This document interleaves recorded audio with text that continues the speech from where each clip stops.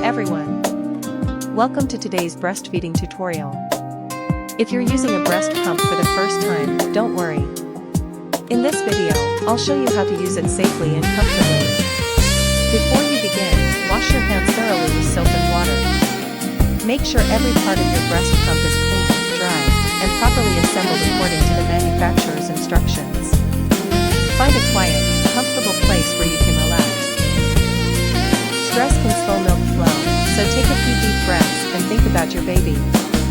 Looking at a photo or video of your baby may also help encourage your milk letdown.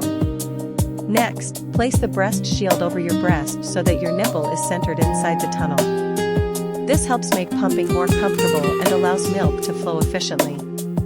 If you're using a manual breast pump, begin with gentle, quick squeezes of the handle to stimulate milk letdown.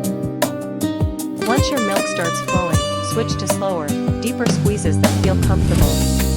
If you're using an electric breast pump, start with the stimulation mode on a low suction level, then gradually increase the suction to a comfortable setting. Pumping should never be painful. If you feel discomfort, stop and adjust the breast shield or reduce the suction. Continue pumping until your milk flow slows significantly. Many mothers pump for about 15 to 20 minutes per breast, although every mother is different.